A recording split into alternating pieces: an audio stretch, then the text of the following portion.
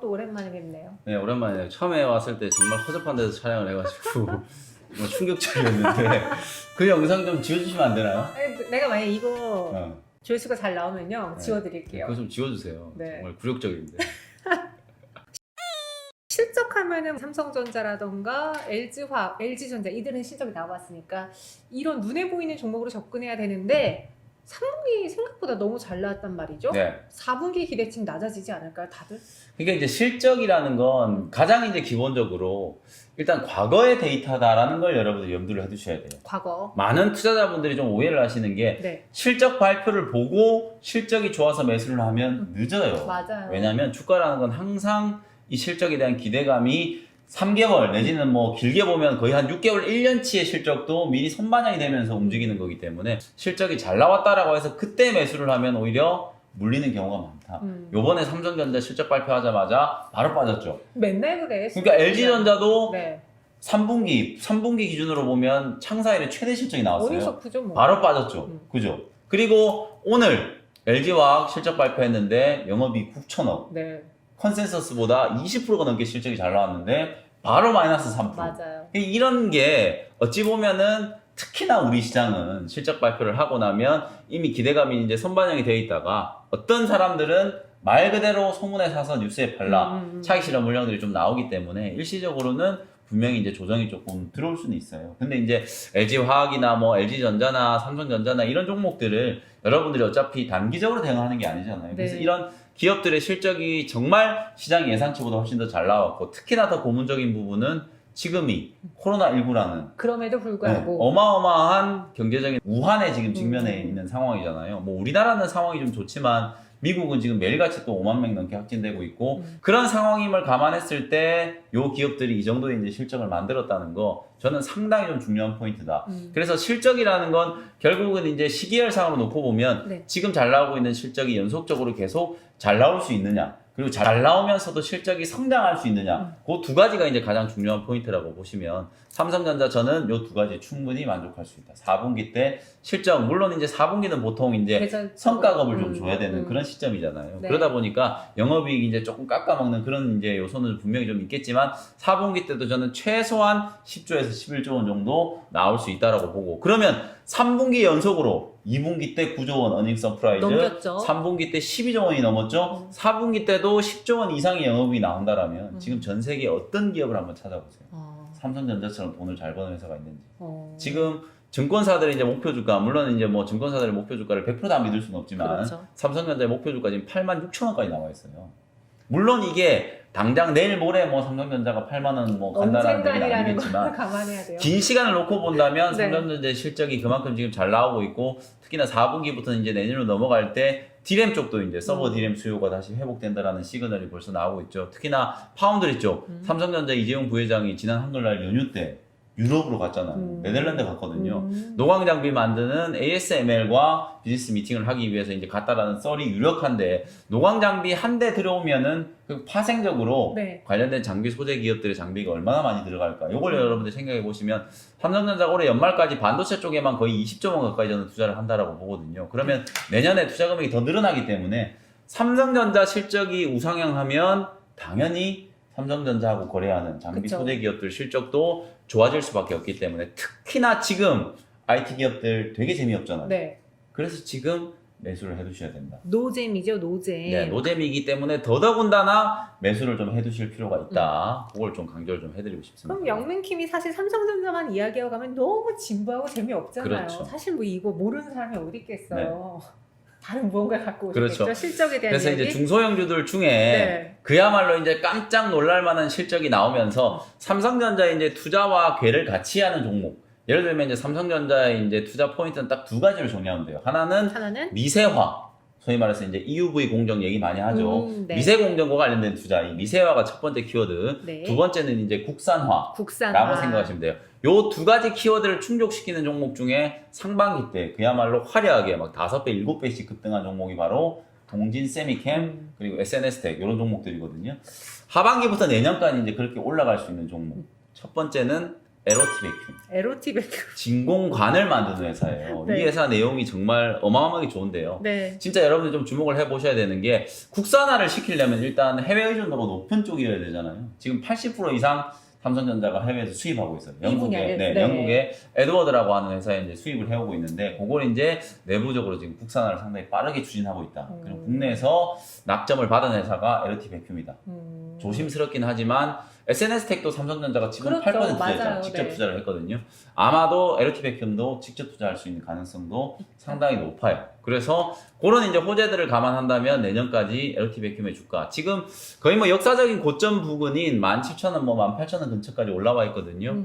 내년에 한 2배 이상 최소한 올라갈 수 있는 종목이라고 저는 보기 때문에 LT 베큐 소개를 좀 해드리고. 그럼 이 회사에 대한 걸림돌은 없어요? 우리가 걱정해야 되는 사안들? 걸림돌이라고 하면 지금 당장 주가가 잘 못 올라간다는.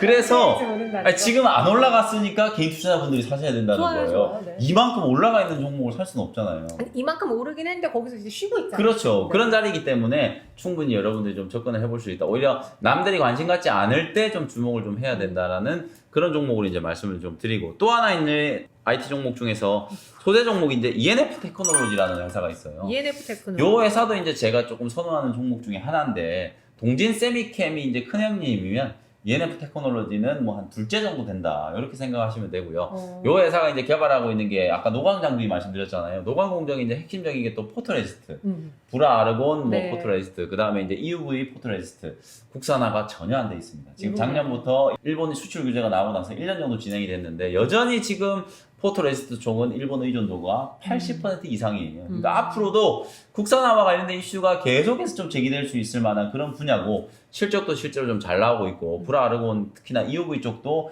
같이 지금 연구 개발을 하고 있는 회사가 ENF 테크놀로지다. 특히나 우리 EUV 쪽은 어찌 보면 삼성의 파운드리 네. 시스템 반도체 전략하고도 연결이 되잖아요. 우리나라에 이제 평택에 지금 P3, P4, 뭐 P5, 3공장, 4공장, 5공장 투자한다는 얘기까지 나왔죠. 네. 해외에도 파운드리 공장이 있어요. 미국의 텍사스 오스틴에 이제 공장이 있거든요. 삼성 거가? 네, 삼성전자 네. 공장이, ENF 테크놀로지 공장이 오스틴에 있어요. 그 근처에. 왜 거기 있을까? 그걸 생각하면 그냥 답이 나오는 거예요. 마침 갔는데 거기 있는 거 아니에요? 아니에요. 전략적으로 네. 삼성전자 쪽에 이제 납품을 하기 위해서 삼성전자하고 공동 개발을 지금 하고 있거든요. 그래서 거기 이제 공장에 벌써 땅값이 막 2배 이상 올라가기도 했고, 뭐 그런 자산 가치는 플러스 알파고요. 실제로 이제 삼성전자가 이쪽 이제 포토레지스트 쪽도 계속 이제 국산화를 좀 추진을 한다면 분명히 이제 동진 세미캠만큼이나 실제로 또 성과를 좀 낼 수 있을 만한 종목이 ENF 테크놀로지니까 이 종목도 주목을 한번 해보시면 좋겠습니다. 근데 궁금한 게, 그렇게 1년이 넘는 기간 동안 국산화를 위해 노력했음에도 불구하고 이 분야에서 여전히 해외 의존도가 80%라는 건 네. 이유가 있는 거 아니에요? 그렇죠. 기술 개발이 그만큼 어렵다. 아. 사실 그 1년 뚝딱 해가지고 국산화가 될 거였으면 진지했죠. 왜 지금까지 못했겠어요. 맞아요. 그렇죠. 그만큼 어렵기 때문에 또 연구 개발을 하는 게 상당히 애로사항이 많겠죠. 그래서 제가 아까 뭐라 그랬죠? 국산화, 미세화와 관련된 이 트렌드를 삼성전자가 어쨌든 과거와는 다르게 추진을 하고 있는 모습이 나타나고 있는 게 뭐냐면, 네. 삼성전자가 지분을 직접 사고 있다는 거예요. 아, 직접 투자하면서. 그러면 삼성전자 이제 예를 들어서 ENF 테크놀로지나 LT베큐 같은 이런 기업이 수십억 원, 많게는 수백억 원을 투자해가지고 연구 개발을 해야 되는데, 네. 나중에 삼성전자가 속된 말로 쌩까 버리면은 모른 개털되는 척하면은- 거잖아요. 아, 그렇게 되는 거잖아요. 그래서 지분을 직접 태운다는 게 너네와 운명을 같이 한다라는 걸 이제 보여주는 거예요. 그러면 이런 중소기업들 같은 경우에는 삼성전자를 믿고 연구개발비를 투여를 해가지고 결과를 만들어낼 수 있다는 거죠. 물론 단기간 안에 성과가 나오기 상당히 좀 힘든 분야들이에요. 그럼에도 불구하고 같이 이제 삼성이 한다 그러면 어쨌든 우리가 기대를 좀 해볼 수 있잖아요. 그래서 그런 부분들을 감안을 한다면 뭐 앞으로 상당 기간 동안에 이 국산화와 관련된 이슈가 계속 좀 지속될 수 있는 가능성도 좀 있고, 삼성의 어떤 행보를 감안했을 때는 네. 분명히 이제 좀 수혜가 될 수 있을 만한 그런 종목이다. 이렇게 말씀을 좀 드리겠습니다. 그럼 시간이 많진 않지만 하나 추가적으로, 네. 삼성 이야기하면서 지금 같이 갈 수 있는 IT 이야기했잖아요. 네. 근데 그 외에도 궁금한 게 LG전자, LG화학이거든요. 그렇죠. 마침 실적 잘 나왔는데 떨어지고 있고, 네. 오늘 제가 방송에서 어떤 분은 이미 실적에 대한 기대감 다 반영돼서 당분간 떨어질 거다. 네. 매도해라 이렇게 이야기하시던데. 말도 안 되는 얘기죠. 왜냐면 네. 가치 평가를 이제 어떻게 하느냐에 따라서 다른 거예요. LG화학이 제가 이제 우리 주주분들, 개인 투자분들, 동학개미분들이 분노에 매도를 하셨잖아요. 네. 물적 분할한다 그래가지고 이제 기분 나빠가지고 매도를 많이 하셨는데 외국인들이 그걸 다 이제 다 샀어. 주워 담았어요. 거의 이제 개인들이 판 금액이 1조 원 가까이 되고요. 그걸 외국인들이 다 받았거든요. 네. 그럼 외국인들이 바보가 아닌 이상 그걸 매수를 한다는 건 분명히 뭔가 믿고 배팅할 수 있을 만한 명분이 있다는 얘기고, 실제로 LG화학이 저는 분사되지 않았다라는 게 저는 더 좋은 게, LG화학이 이번에 실적이 잘 나온 게 배터리 쪽도 물론 그렇죠. 좋아지고 있지만 네.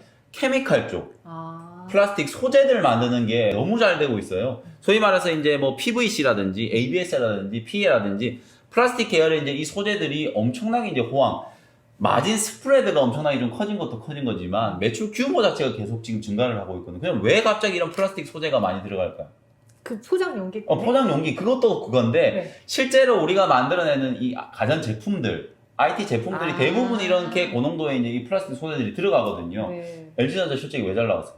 가전. 가전이 잘 팔리니까. 네. 삼성도 가전 쪽에서 지금 1조 원 넘게 돈을 벌었잖아요. 맞아요. 가전제품 수요가 그만큼 늘어나다 보니까 우리가 배달시켜 먹는 그 포장 용기뿐만 아니라 너무 작게 봤다. 네, 많이 이제 비용이 비싼, 네. 사실 단가가 상당히 좀 높은 그런 이제 고마진의 플라스틱 소재들이 엄청나게 이제 실적이 좀 좋아지고 있거든요. 그래서 사람들이 이제 집에 머무르는 시간이 많다 보니까 집에 머물러서 뭐 하겠어요? TV 보고, 냉장고 보고, 세탁기 보고, 네. 그러잖아요.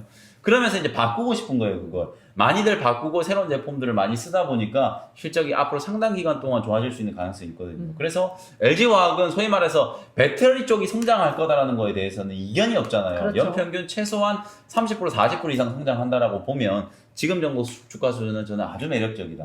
100만 원 충분히 한번 넘어갈 수 있다라고 보거든요. 네. 그래서 LG화학도 실적 발표하고 나서 주가는 좀 밀렸지만 뭐 일시적인 조정을 받고 충분히 우상향할 수 있다. 이렇게 말씀을 좀 드리겠습니다. 그건 헛소리였다. 네, 헛소리였습니다. 방송에서 우리가 제약바이오 이야기를 그쵸 주구장창했잖아요. 맞아요. 우리 영민한 투자가 꽤 역사가 깊어요. 1년 넘었죠, 지금. 작년 8월부터 했으니까. 그랬을걸요. 근데 그때부터 계속 시장 상승의 제약바이오 이야기를 많이 했는데 그렇죠. 아마 그때 사신 분들이라면 지금 좀 짭짤하시지 않을까. 그런 걱정은 다 집어치우시고 어. 그냥 좋은 종목을 사시면 된다.